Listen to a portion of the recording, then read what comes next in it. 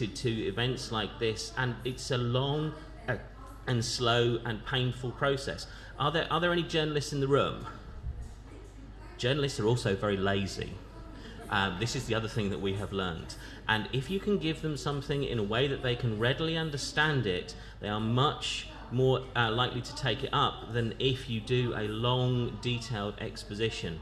And you really have to make sure that the message gets over. But it is vital, because some of the poisonous filth that comes out through the media is extremely dangerous, and you find it recycled again and again and again.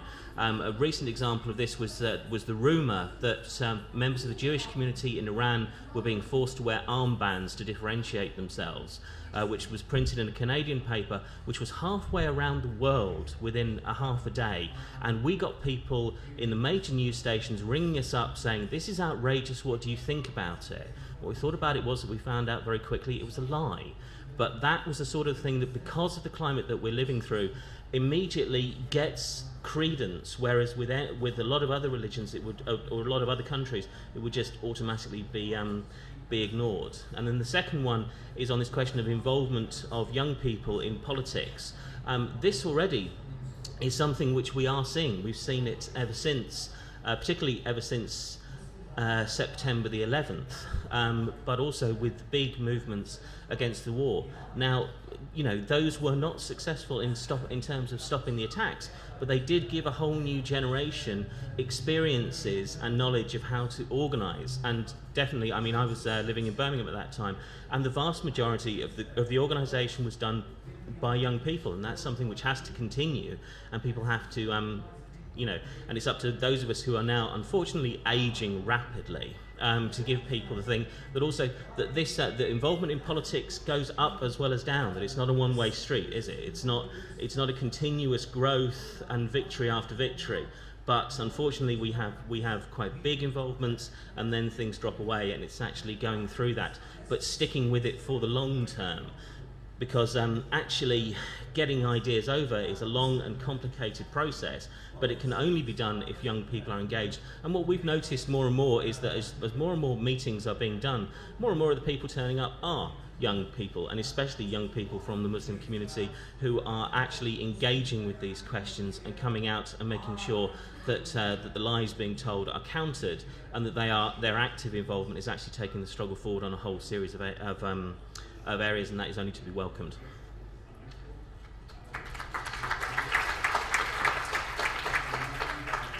I'll start with the question of what makes China different from the Muslim world.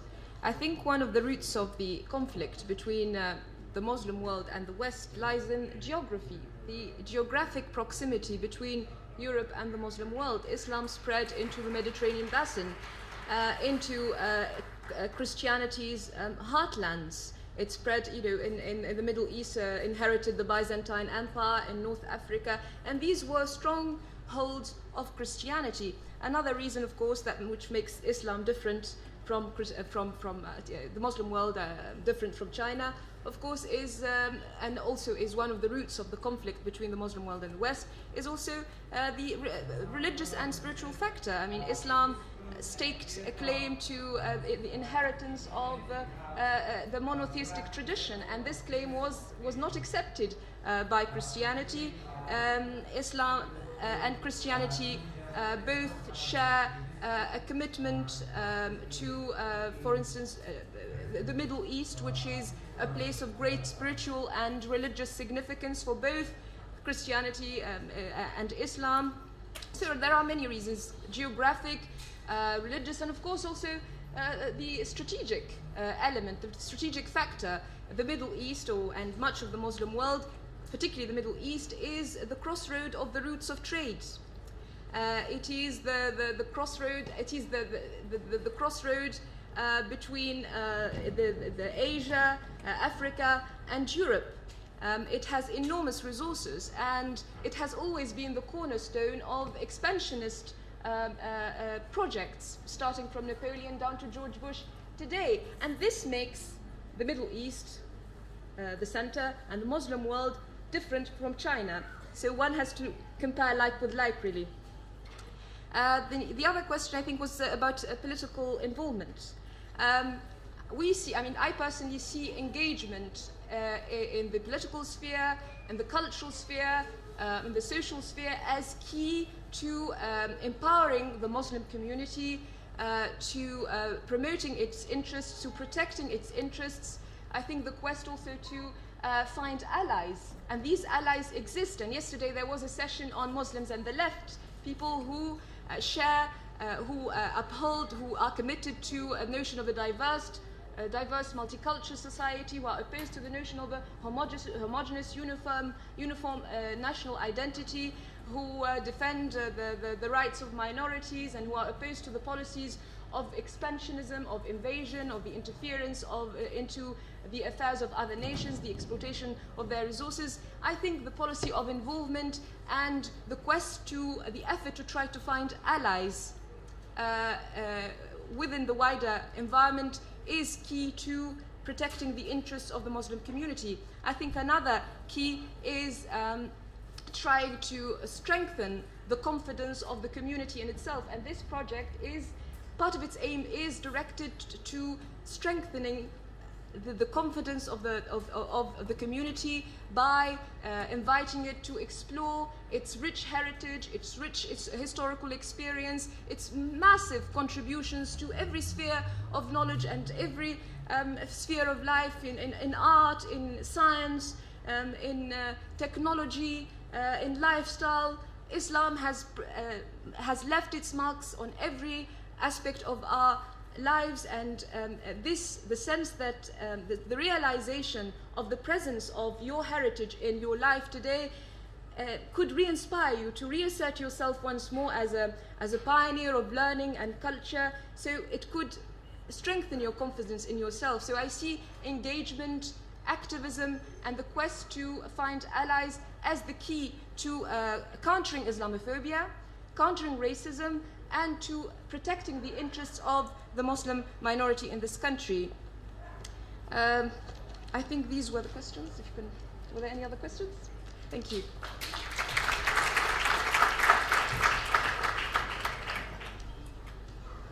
Bismillah ar-Rahman ar-Rahim.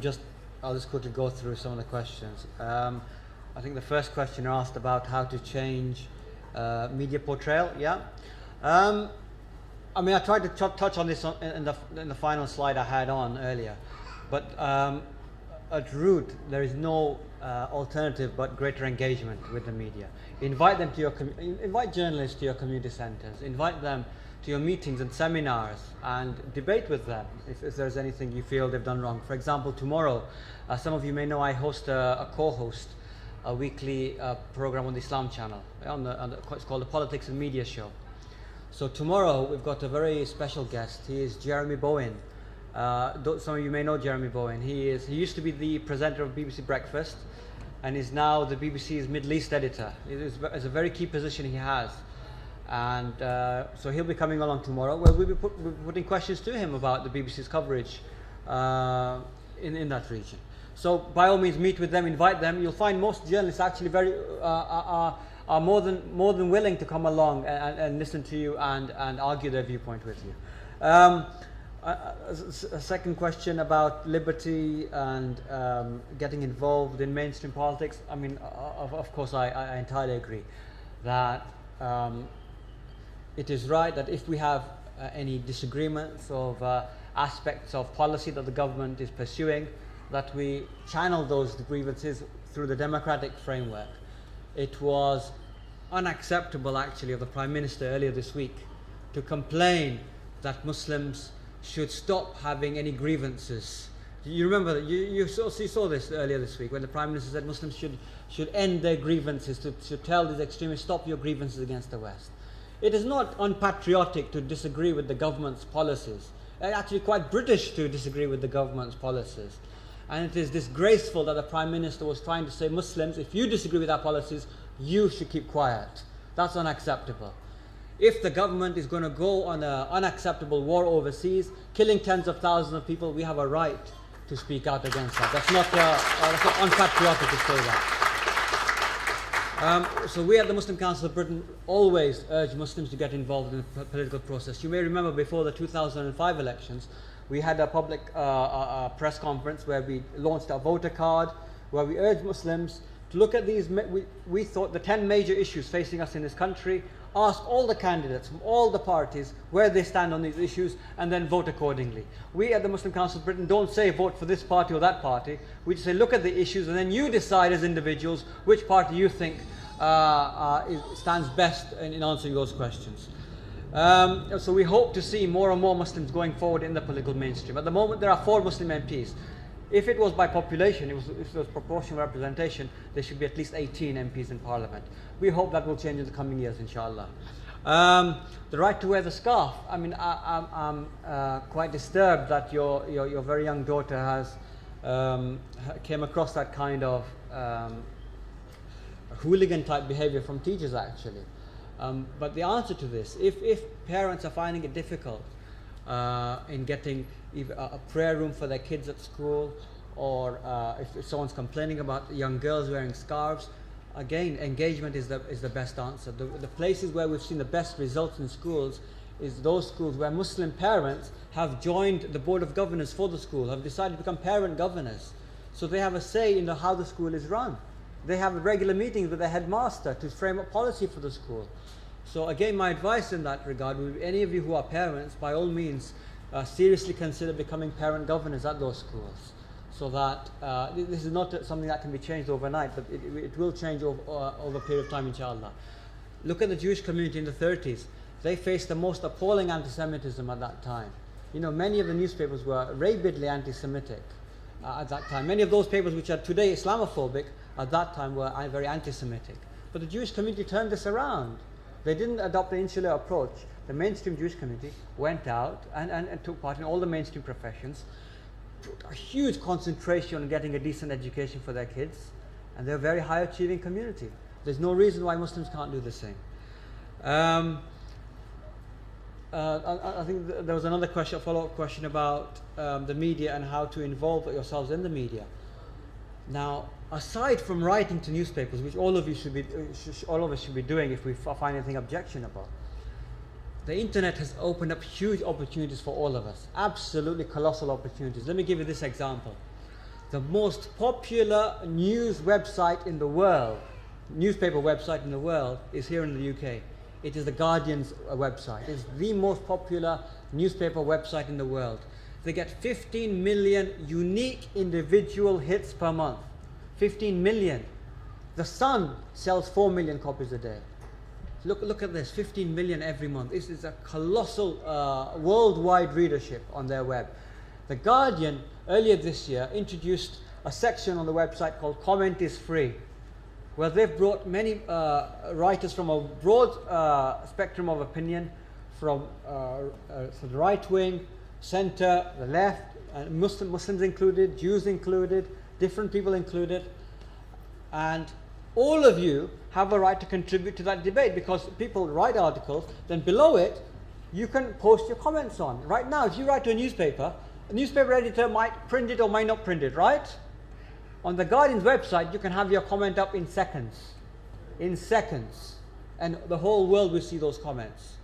So by all means, take part in those debates. Let's take part. Let's argue our case with others. Maybe, we're not saying we have it all right. We may be wrong. At some points we may be wrong. Let's be challenged, and let's challenge others. And finally, the final point, I think someone was asking about Muslim population. And I think the gentleman said he believed in the 1800s something that the Muslim population was 1/3 of the world. And what percentage is today? I'm not convinced that it was 1/3 of the world in the 1800s. At present, most estimates say that there are maybe 1,400 million, 1,500 million Muslims, which would make us around a quarter, or between 20 and 25% of the world population. Yeah? Many thanks.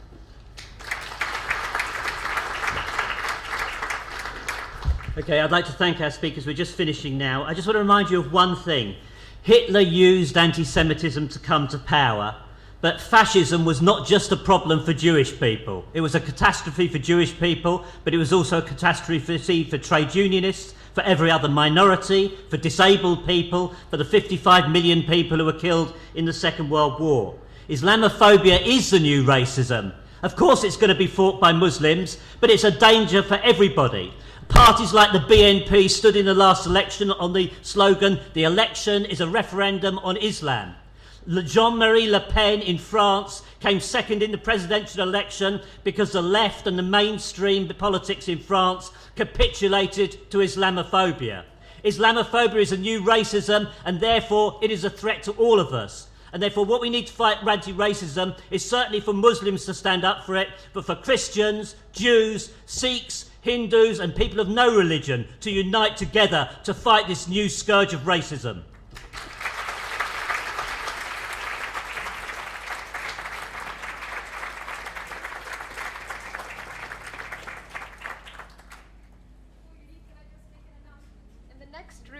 Seminar room 2, there's going to be a session on Iraq. Iraq, the record of 3 years of occupation. There's George Galloway speaking there, Lindsay German, Haiva Zangana, Anasat Takriti, and the chair will be Kate Hudson. Please make your way there. Thank you.